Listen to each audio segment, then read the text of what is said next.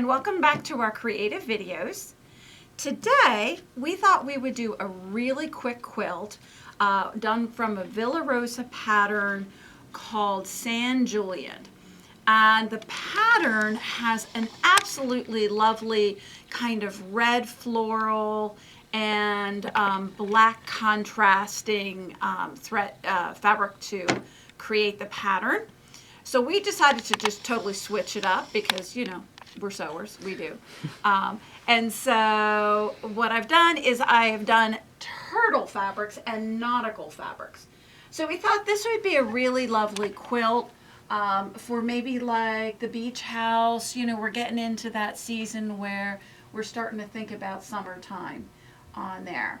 So this particular pattern has two blocks. One is a cut block, easy peasy. Yay! The second one is a smaller block with two rectangles forming its design. So we're going to go ahead and do two of those blocks, and then we'll sew the row together and show you how this guy goes together. So we're going to start out, and we're going to have our block where we have the square, and then the smaller rectangle is going to go to the right hand side. Now it does dance around this particular pattern, so some of my turtles turned up like, you know, sideways and that kind of thing, and that's okay. It looked very nicely. But if you are using directional fabric and you want the directional fabric to be, you know, the heads at the top, feet at the bottom, then you may want to lay this out to double check that first. All right, so we don't want any dead kitties. No, no blood draining to their heads. All right, so we're going to come in and we are going to place the smaller of the two rectangles on the right-hand side of the block. We're running a 1/4 inch foot, so on this particular foot, it's the 97D foot for Bernina, but any 1/4 inch foot is going to work really well. And off we go, stitching down our edge.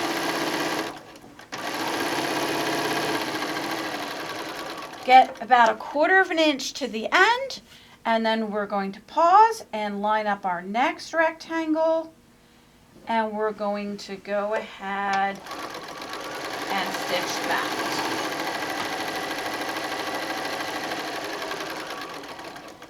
So the first step on our piece block is to join those two together, and then we're going to press to the darker fabric. So in my case, that is going to be the blue fabric. So we'll press that. Pam, you can just hang out. I'll show it.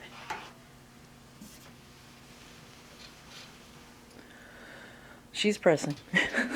Like I said, I need to get myself a song. Get something like the Jeopardy song or something. All right. So this is what the first unit of your piece block is going to look like. So the smaller rectangle is going to be to the right of our square. We're then going to take and place our larger rectangle on the top. So it's very much a kind of 1/4. Okay. Yep, she's questioning me, guys. Nope. It is. Look at the pattern. That's what they say. Oh, it does. I love the Villa Rosa patterns because honestly, if you can put the cutting and piecing direction on the back of a postcard, you know it's going to be an easy quilt. It's going to be a quilt that you're going to succeed with right away.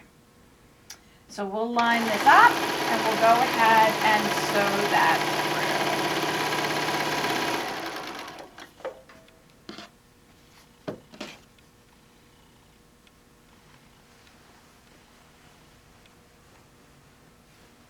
And line up our next one.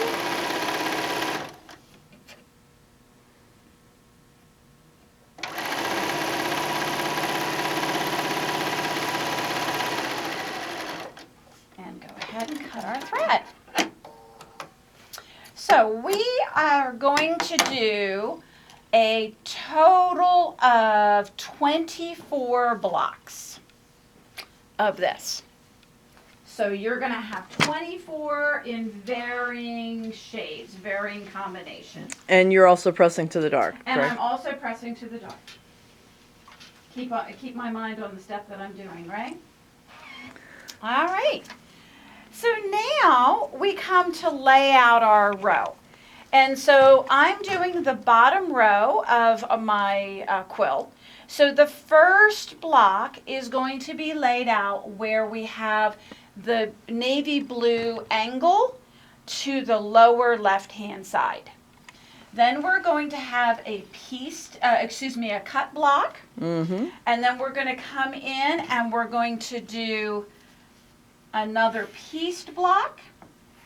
And then we're going to do a cut block. And we're going to do a pieced block. Now, what's lovely about this pattern is the rows alternate. So you'll have rows where the angle is at the upper part. Maybe we can just swing around and I can point.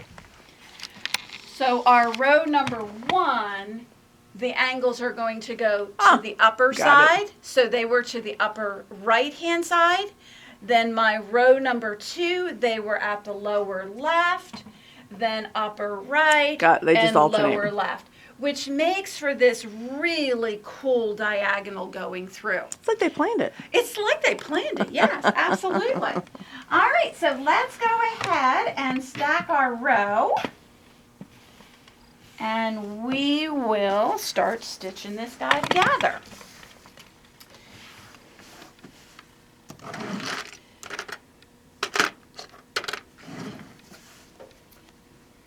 So we're going to sew our first piece, line up the row, the block, and we're going to stitch down. And this shouldn't have anything to line up. Yep, the only places that we need to line up corners is when we're putting the rows together. Nice. So we're going to open it up. We're going to line up our next block. And your little double check as you're doing that is that the angle should be facing the same direction every time when you're in a single row.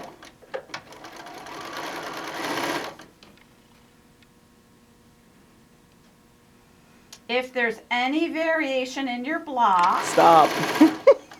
Yeah, no, sorry. No. Boy, oh boy. If there's any variation in your block, so if you're looking at it and one block appears to be a hair bigger than the other block, then make sure that you put that bigger block on the bottom and the feed dog, the feed dog will feed that in and get that all lined up for you. But honestly, I didn't find really much variation because it's not like we're putting 2 piece blocks together. We've got one block that's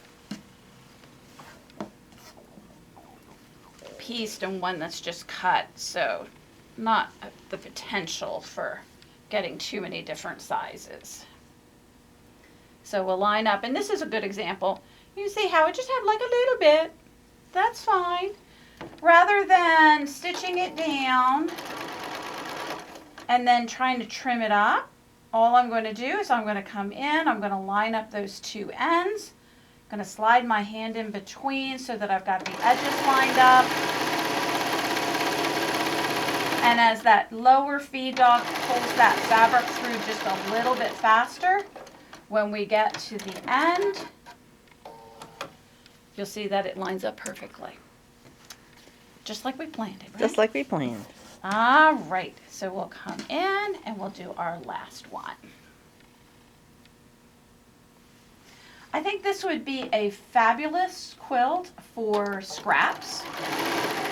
If you did scraps in the blocks and then did a fabric that is all the angles so that you have that zigzag coming through the quilt, giving it a little bit more structure. In the pattern, they ask for 12 fat quarters. And so in doing that, we end up with basically the 24 blocks for cutting on there. All right, so now I just need to take my quilt down And we will add this too.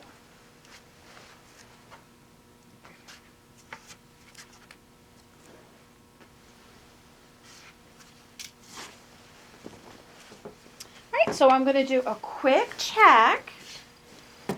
This is the end that I'm going to add the row to. We're going to make certain that our angles are facing the opposite direction. So this was upper right, this should be lower left. And then the other thing that I need to check is which way did I press on the last row. So on the last row, I pressed the seam allowances going towards me. On this row, I'm going to press opposite so that we can nestle those corners and make this an easy thing to do.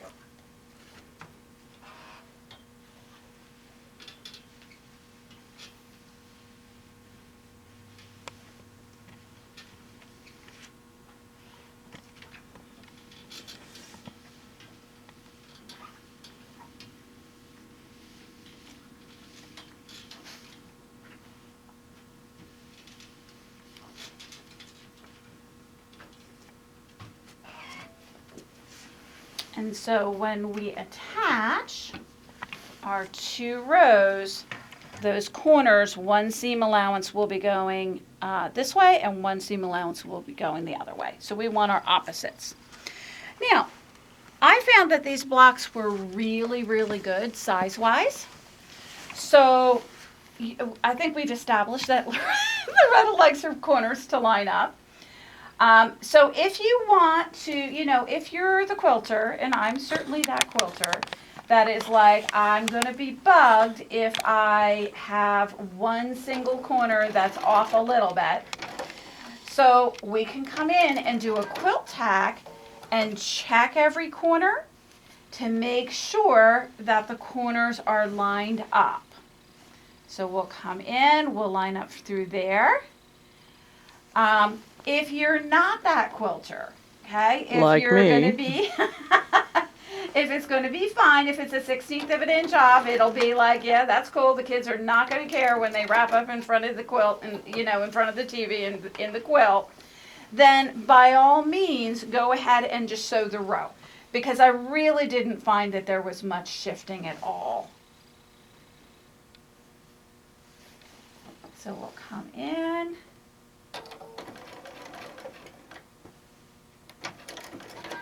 And if you want more information about a quilt tack, Loretta did a separate video on that. Mm-hmm.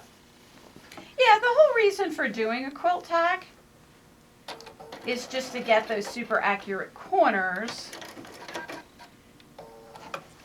Check them as you go. I had one back a little further that I wasn't real happy with, so we'll show what you do with that. So it doesn't take very long to do quilt tacks. All right, so let's check this last one. That looks beautiful. All right, back we go.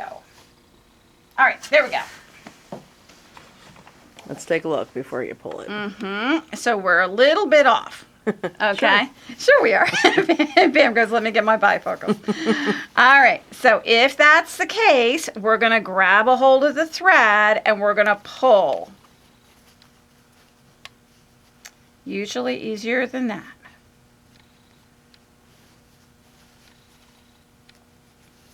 All right. I'll grab a seam ripper. So usually we can just pull it out with the thread. There we go. All right, so we take it out, we tuck it back in, nestle those two seams in our fingers. You can pinch it with your thumbnail and kind of take a look at it to see if you like it. And then we'll come back in and we'll stitch our corner again. And that is dead on, and makes me happy. There you go. Okay. All right, so now what you want to do is you want to hold the quilt up and you want to just line up the edges and just take a quick look. And if you see that you have a block, so like down here or this block here, it appears like this block is a little bit bigger than the cut block.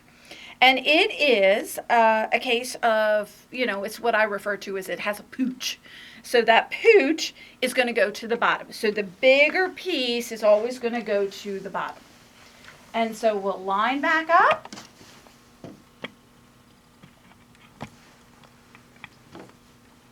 And we'll 1/4 inch seam all the way down. Remember that you're going to stitch right through your quilt tacks. So the quilt tack is not coming out of the quilt. We'll stitch right through and we'll get that perfect corner.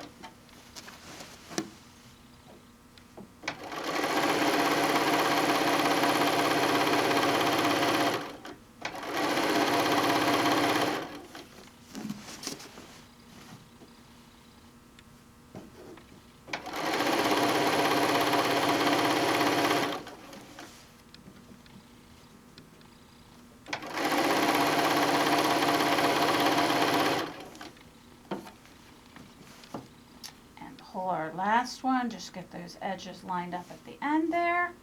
But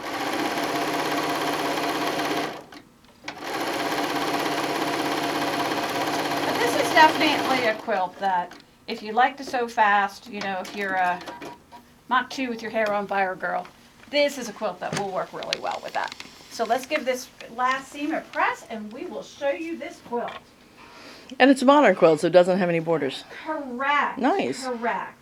So if you wanted to make this quilt larger, you could add borders. Or just do some more blocks. Yes, I was going to say, I really like the modern flair to this quilt. And so if I was making this larger, I would just have a tendency to do another row or 2 of blocks to get it the size that you would like it to be. Okay. All right, let me flip over this way. Oh, that is gorgeous. There we go.